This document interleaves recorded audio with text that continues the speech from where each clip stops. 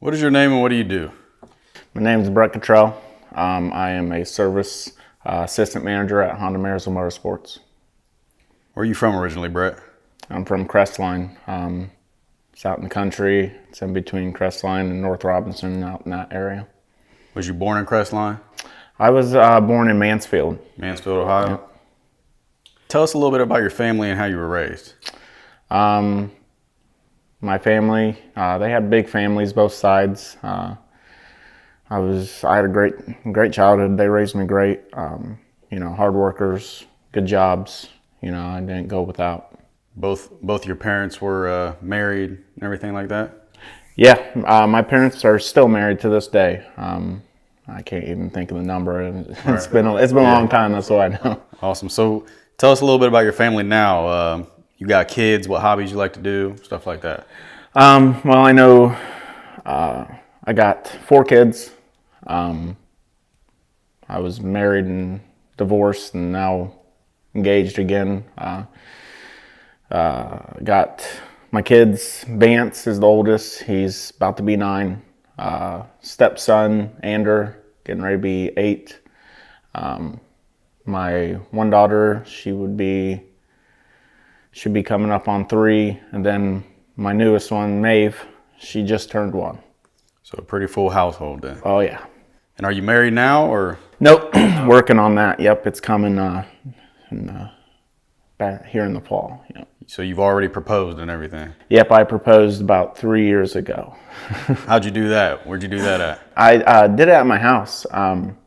We were pregnant with Nora and did a surprise birthday party for my fiance and proposed at the birthday party. Nobody expected that. So what made you choose to work at Honda Power Sports? That's kind of a long story. I worked at Honda Manufacturing for a long time. And then short story wise, to get into that wise, I didn't have a job at the time because I had left Honda and I was kind of stagnant and just happened to, it's like I've been around motorcycles my whole life. Yeah. And decided to, put an application in it and, it was one of those deals, showed up, seen them, it's like, you're hired. So what are some of the things you do there? You just sell motorcycles? Basically, I don't sell motorcycles. I sell service. People bring their bikes in, hey, I need an oil change. I need this and that. They bring it in and then I try to give them recommendations and that's kind of what I get paid off to do. Nice. So go ahead and tell us about some of the struggles that you've endured in life. Is probably getting close towards the end of high school. We grew up racing motocross, and that's all we did. And then my brother had gotten really hurt, and then after that, my dad just he's kind of burnt out with it as well, and wasn't per se cut me off from racing wise. We just stopped going racing. So after that, I didn't really know what else to do at that point, and just became a wild child at that point, So what was the extent of your brother's injury? Was it life-threatening or? It was, yeah. He had fallen in a first turn kind of pile up or whatever, and he got a foot peg to his side. I think it's actually this side. And I remember I had ran up to that and, he's just like, I'm like, you all right? And he's like, I'm out of breath, which, it happens. Wrecking on going that fast wise, I've had the wind knocked out of me so many times. It's a quick thing that gets over with. We sat there for about a couple minutes and I'm like, he's like, he looked at me and he's like, dude, it ain't coming back. I can't breathe. It's like, oh shit. And then my mom, she's a surgical nurse and she was there and she said, I forget what the lung fluid's called, but she could smell it, so then knew it was serious. So he had got life flighted to Columbus and stayed there for 2 weeks. Had to get chest tubes and had a collapsed lung. So how did you deal with not being able to do motocross anymore?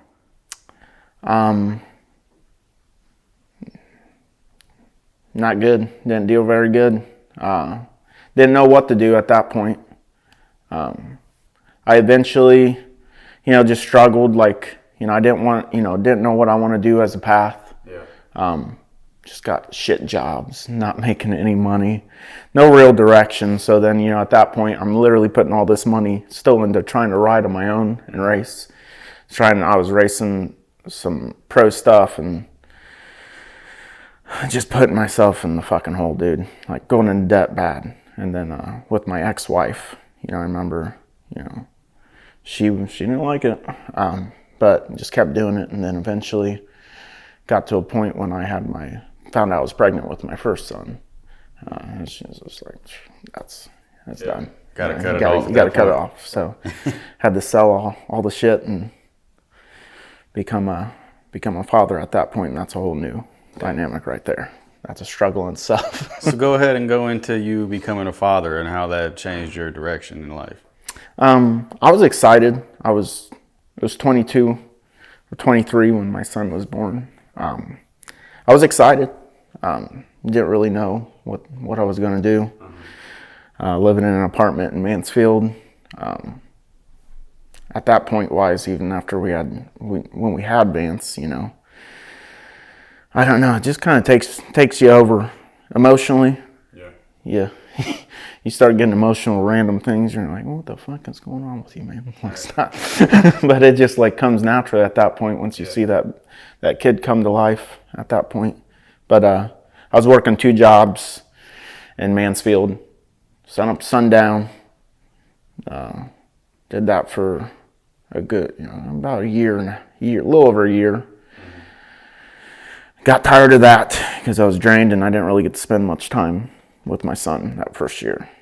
So then we got a job at Honda, moved to Marysville. Then eventually luckily, good family friends, they were letting us stay there with them for a couple months till, got things cooped up and settled and ended up buying a house in Marysville. And, Honda was a great job. I made good money. I did. But it was a matter of that when you're like a temp and then getting hired on, that's when the issues started there, kind of. For one, you're on first shift as a temp. Going full time, you have to go to second shift. Ex-wife didn't like that, and I get it. But it wasn't bad for like per se with my son because our family friends, she was a babysitter. So it worked out perfect. My son would go to the babysitter in the morning. I'd wake up like 11 o'clock in the morning. I'd just go pick him up or hang out with him for the day till I went to work. And it was pretty good. But and then I went to third shift because I thought that was going to solve all the problems. But I went to third shift after I got divorced. And that sucked. How many biological kids do you have total? 3. How many of them were with your ex-wife and with the woman that you're with now? So 1 with my ex-wife, which would be the oldest, and then 3 with my fiance now. So is there any other struggles that you wanted to touch on that you didn't? Well, my first kid with my fiance now, I'll do a quick backup on that. Her first son, Ander, he was born with a thing called it's called CDH, congenital diaphragmatic hernia. So in your body, you have a lining in your body, and with the CDH it means there's a hole in it. They're born with a hole in it. So Ander, he had that. Wasn't huge, but they didn't know, until he was 2. Right. So at this point, he was living off of 1 lung. Wow. It's like till he was 2 years old, and then they find that, and as a 2-year-old, having to go through multiple surgeries to fix all that stuff. I mean, he has mesh lining in there and scars, and it's tough. So knowing that, I didn't personally go through it. Mm-hmm. She did, But, it wasn't even on my mind. And found out we were pregnant, super pumped. Wanted a girl. Got my girl, and it was short-lived because got back from appointment-wise, and they seen a hole in the lining. Yeah. A pretty decent one. So it's like, all right, well, had to go to Children's in Columbus to get, do more tests and stuff like that. So this was before she was born? Yeah. Okay. Yep. And so Columbus looking at it, and they're like, yeah, it's pretty bad. Like trying to figure out a birth route. Right. Because, after birth, you want to fix it as quick as possible. But knowing the extent of it was still hard. So Columbus referred us to Philadelphia. So I was like, all right, well, we did the drive out to Philadelphia for a weekend. Spent a full day doing tests. And that was a tough one. Yeah. You're good, man. So, spent all day. Doctors were awesome. The reason why Philadelphia is the top doctor for CDH is in Philadelphia, and they have surgery procedures even in the womb she had created. So that's what they kind of wanted us to do, because with the hole in the lining, your intestines and stuff go up in your chest, which causes their lungs not to develop. They're like nothing, so they can't breathe when they come out. Going through all the tests and stuff, we had our meeting at the end of the day, and being the top doctor in CDH practically in the world, she said, this is the worst case I've ever seen. It's like, fuck. It's like, and so, yeah, basically they're telling you, your child's not going to make it. Yeah. So that sucked, because we still had another day of testing to do. They wanted us to come back and do more tests and stuff like that. And I remember we went back to the hotel. That night sucked, and got up that morning, and she didn't want to. My fiance didn't want to do the procedure. Just there's risk involved with that in general, and so like, what, we don't have to. So what were the options that you guys had? Option was to do, they can do a surgery that goes in through the belly with a tiny balloon to put in the baby's mouth, into the throat, and to blow that up to help blow the lungs up. And just sound risky, super risky, sketchy. Or you have the baby, pray like hell, make it through birth, and then, get into surgery and whatnot. So anyways, we didn't go back to the hospital the next day. We called them like, hey, we're going to go back. So referred us to Cincinnati. And so, doing all this driving, in the meantime wise, throughout this period, I had left Honda, and I was going to start my own business. So I did paint at Honda, and I like painting stuff. So I started powder coating out of my garage, and I bought all the equipment. So I was doing that at home.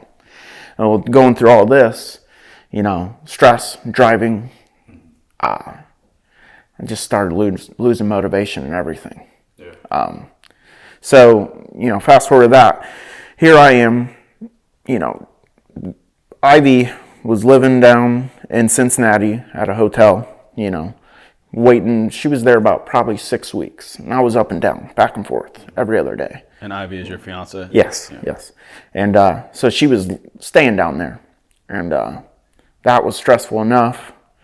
And just waiting any day now for the baby to come, because basically they said, the baby comes out, they take them. They're going to be hooked up to a unit called ECMO. It's basically a blood kind of like transfusion kind of machine that puts oxygen in your blood. So fast forward wise, going throughout, a month and a half being down in Cincinnati, and finally, hey, she's going into labor. Okay, cool. I had Andrew with us down there at the time, so I had to hightail it up to Columbus and meet Ivy's dad in Columbus, and then I fucking floored it right back down to Cincinnati. I mean, I'm hauling. Get there, and within 15 minutes when I walked into the room, water broke, It's like, all right, I remember my son. This takes some time, however. It wasn't the case on this one.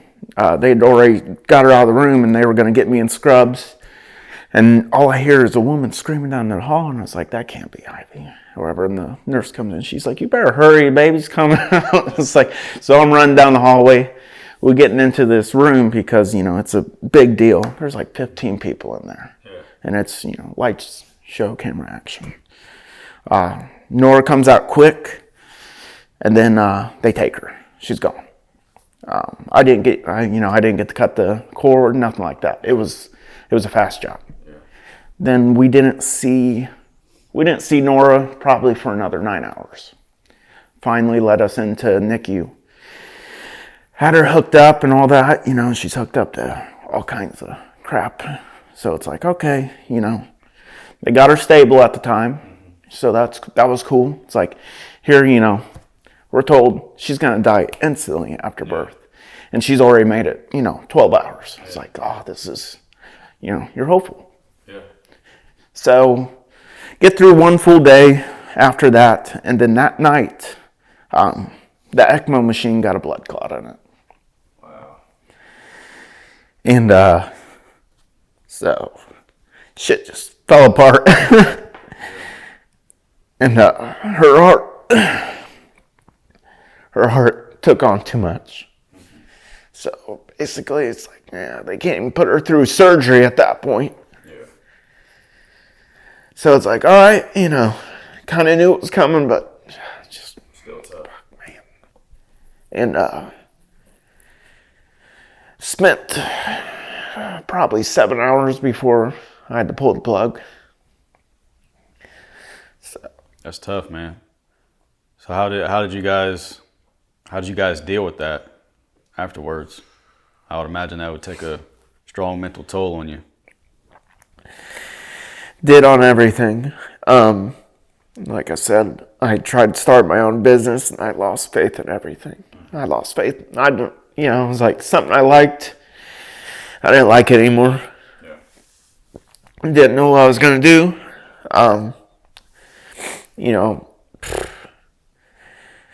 Was, going broke at that point because I didn't have a job, lost faith in everything. Me and Ivy's relationship, was a struggle because I wasn't putting effort into anything. I was in a dark place. And luckily with just reaching out, trying to grieve. Grieving's a big thing. Everyone, it's like I grew up, all my grandparents have passed away, and I've been through those funerals, and I've had aunts and stuff pass away.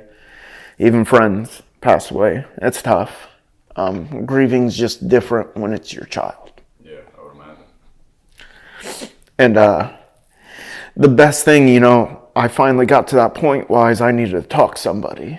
And getting help was the best thing I did. Kind of like this, to be heard. So did you go see a therapist or what? I did not see a therapist. We have a family friend that is, very religious-wise. He's a good talker. And he had a friend that had lost a child as well. Yeah. And we had gotten together, and we talked it, and, just going back and forth, banter and stuff like that. And going through the, stages of grief. And, there's so many stages, and, they got it labeled 1, 2, 3, 4, 5, 6, 7. And I know it's like, I think anger, frustration's like maybe, I want to say it's like number 4. And it's like, well, fuck, I didn't even go through 1, 2, or 3. Right. I've been angry this whole fucking time. So mad. I was mad at the doctors. Yeah. I was mad at myself. It's like, well, you're always going to be that wise. It's like, what could I have done different? Yeah. Maybe I should have done that procedure back in Philadelphia. Maybe I should have. You don't know what's right. Do you think that you were living with a little bit of guilt? Yeah. Yeah. I live with it every day. Yeah. That's part of grief. Yeah. And I don't think people think, you get through a year or 2 years, that's not, oh, you're better. No, it's not as hurtful because you've learned how to handle those emotions. But it's always there in the back of your head. So how old would she have been now? She would be 3 in August. Yeah. So what finally, I know you said that it's still hard and it still hurts, but what finally made you able to come up out of that and enjoy life again? Well, let's start off with getting help. Ivy. Going through struggles. We went through it together. She had her own set of, her grieving was different than mine. And, the depression that goes through it with all that stuff. Working together. That's the biggest thing. Relying on your spouse and having your, spouse to rely on you. You got to work together. You got to band together. And I know you said that it took a negative toll on your guys' relationship, but also in the long run, it seems like it brought you two closer together too. It did. It really did. The Lord works in crazy ways. Would I preferred it this route? No. He's got a plan, and you gotta believe in that plan, because for some reason he wanted us to go through this, and it's made us definitely stronger, and he did reward us afterwards. Maeve, she just turned 1.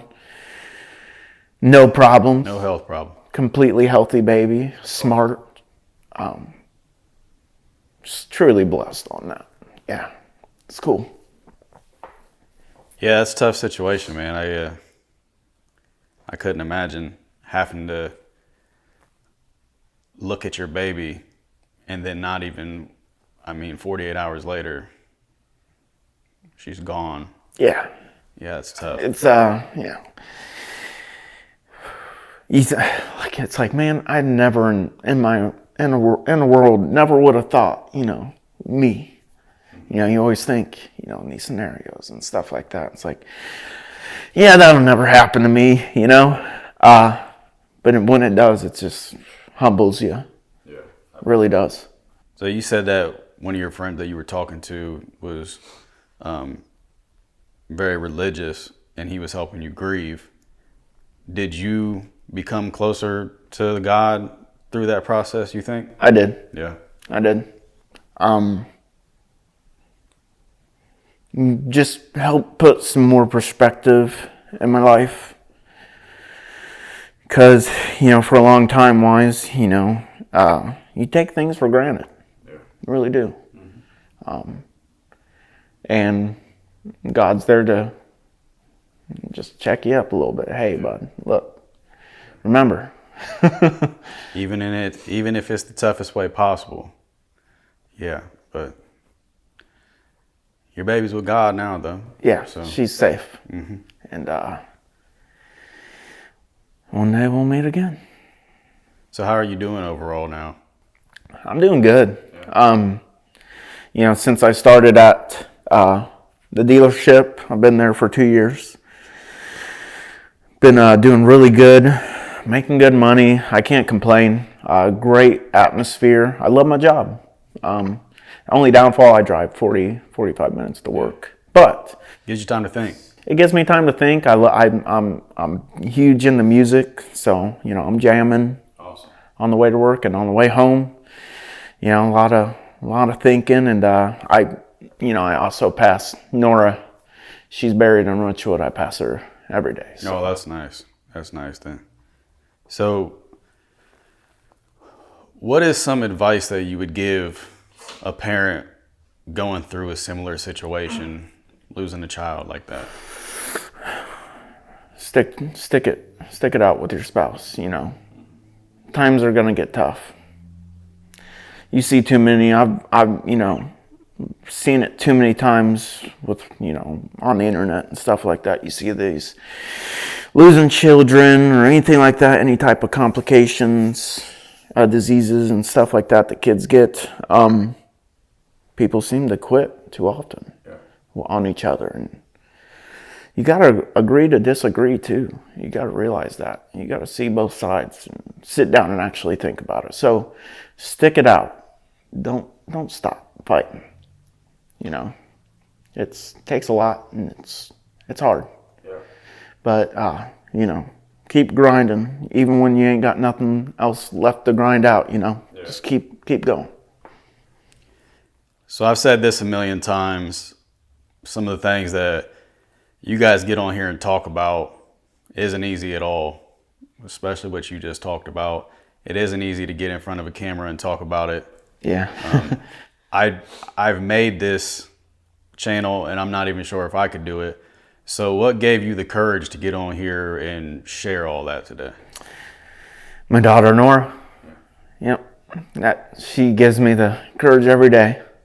You know, it's like it's like a double-edged sword at that point, but it's all the courage I need in that little girl.